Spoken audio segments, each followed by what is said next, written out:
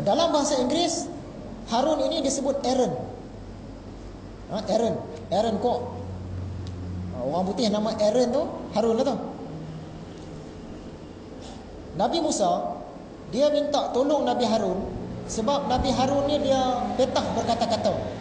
Dia cakap tu sedap dan orang mudah terima. Yang Nabi Musa pula, sebagaimana kita cerita dulu, mulut dia dah rosak sebab dia makan bara api masa kecil. Sebab itu dia perlukan Nabi Harun. Dia doa kepada Tuhan, bagilah aku satu orang penolong sebab aku tak lancar bercakap. Jadi Nabi Harun jadi seorang Nabi, dia jadi tukang cakap kepada Nabi Musa. Keturunan Nabi Harun ini, sekarang mereka ini jadi pendeta-pendeta agama Yahudi. Anak Nabi Yakub 12 orang. 12 orang. Salah seorang dia Nabi Yusuf. Anak yang nombor 3 tu nama dia Levi.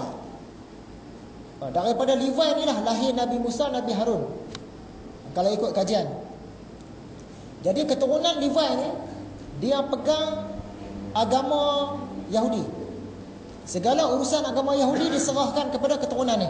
Semua ada 12 keturunan. Keturunan yang ketiga ni, keturunan Levi ni, mereka ni sampai sekarang dia jaga. Itulah Baitul Maqdis tu semua dia jaga lah tu. Keturunan ni saja. Yang sebelah keturunan lagi dia tak terlibat dengan bahagian agama. Dia kira macam tu. Kenapa keturunan Levi dia pegang hal ehwal agama Bani Israel? Sebab masa Bani Israel 12 kaum ini keluar daripada Fir'aun, lari daripada Fir'aun, mereka ni dapat tanah.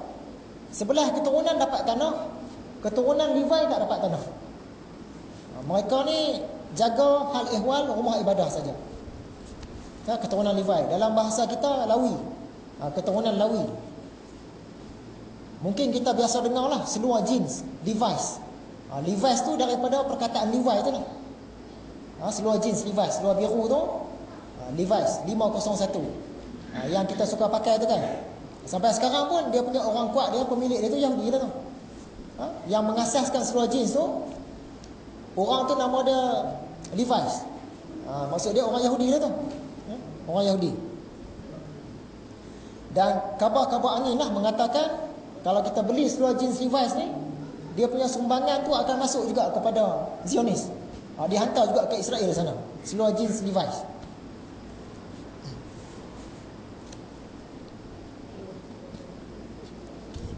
Sejarah seluar jeans ni asalnya dia dibuat di Eropah, di Itali, tempat tu nama Genoa.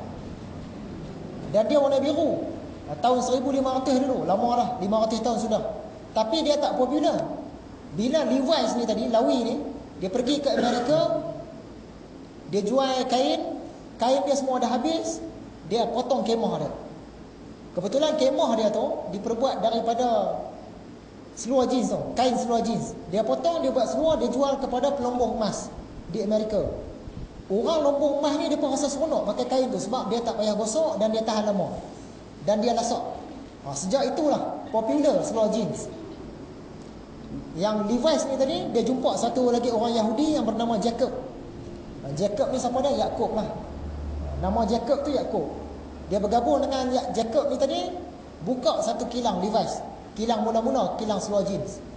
Sampai sekarang lah popular seluar jeans.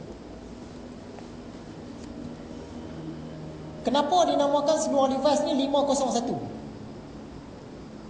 Sebab dia ada 5 poket. Depan 2 poket, belakang 2 poket, dan ada satu poket kecil dekat belah kanan. Poket kecil tu ada sejarah dia. Poket kecil ni dia untuk isi emas. Seluar jeans ni dia popular mula-mula di kalangan pelombong emas di Amerika. Bila mereka jumpa ketulan-ketulan emas yang kecil, yang serpihan-serpihan dia masuk dalam poket tu yang kecil tu. Sampai sekarang, walaupun orang tak bubuh emas lah dalam tu, tapi dia masih kekal poket kecil. Sejarah.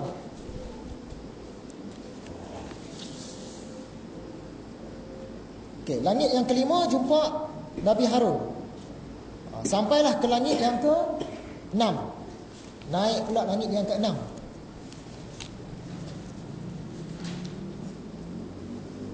Hadis riwayat Imam Muslim maksudnya, maka kami dibukakan pintu lalu aku bertemu dengan Nabi Musa. Sah lah. Sebab hadis riwayat Imam Muslim, maksud dia cerita ini memang sah. Disokong pula hadis riwayat Imam Baihaqi dan juga asar Imam Baihaqi. Memang kuat cerita ni. Jumpa dengan Nabi Musa. Cerita Nabi Musa kita dah cerita panjang dah. Jadi jumpa dengan Nabi Musa tak ada cerita lain lah. Dia jumpa, sembang sekejap, saling mendoakan. Kemudian Nabi Muhammad dibawa naik ke langit yang ketujuh. Kita dah sampai ke langit yang ketujuh malam. Di langit yang ketujuh tu ada apa pula? Maka kami dibukakan pintu, lalu aku bertemu dengan Nabi Ibrahim. Naik ke langit ketujuh, jumpa Nabi Ibrahim yang digelar sebagai bapa segala Nabi. Sebelum masuk ke langit ketujuh, macam biasa dia ada sesi soal jawab. Masuk-masuk saja jumpa Nabi Ibrahim. Bertemu dengan Nabi Ibrahim yang sedang menyandarkan belakangnya ke Baitul Ma'mur. Baitul Ma'mur ni apa pula? Baitul Ma'mur ni ialah khiblat. Khiblat para malaikat di langit sana, di langit yang ketujuh. Kita di dunia ni khiblat kita Mekah. Setentang dengan Mekah tu ialah satu lagi macam Kaabah, tapi rupa macam mana tak tahu. Di langit yang ketujuh, setentang dengan Kaabah di bumi, ada satu khiblat di sana. Kaabah di langit ketujuh. Itu untuk para malaikat. Para malaikat tawaf di sana setiap hari. Setiap hari 70,000 orang malaikat masuk buat ibadah dalam tu. Dan malaikat ni tak keluar dah. Esok masuk 70,000 lagi. Lusa masuk 70,000 lagi. Sampai sekarang ni tak tahulah berapa bilion malaikat dalam tu. Kerja dia tawaf buat amal ibadah saja. Punya banyak. Setiap hari 70,000 malaikat masuk. Itu sahih cerita tu. Cerita yang kita boleh pegang. Okay, lalu aku bertemu dengan Nabi Ibrahim yang sedang menyandarkan belakangnya ke Baitul Ma'mur, yang setiap harinya dimasuki oleh 70,000 malaikat. Malaikat itu tidak masuk kembali sesudahnya. Maksudnya malaikat ni masuk ke sana tak keluar-keluar dah. Setiap hari punya ramainya malaikat. Okay. Baitul Ma'mur ni dia tempat malaikat. Hari itu ada orang yang kerja tarik duit. Orang yang terlibat dengan tarik duit, dia pun pergi berzikir lah. Di mana? Di Sungai Wang. Time orang sembahyang Jumaat, pergi zikir di sana. Time sembahyang Jumaat tu, masa tu kena berzikir. Duduk tempat-tempat tentu berzikir. Berzikir tu tujuan dia supaya boleh tarik harta karun daripada dalam tanah ataupun dapat duit. Tu berapa tahun sudah? Adalah dalam 3-4 tahun sudah cerita ni. Time orang sembahyang Jumaat pergi berzikir di sana. Ramai pula tu. Dah pergi sana. Bila orang tanya, saya tak tanya, melalui orang. Orang tanya, kenapa tak dapat duit? Sebab duit dah keluar.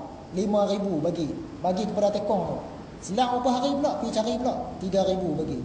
Selang berapa hari pula pergi ikut orang sampai ke bank. Orang nak berkeluar duit di pintu, di bank tu pakai kad, kata dia sampai dah. Dah nak pinjam duit.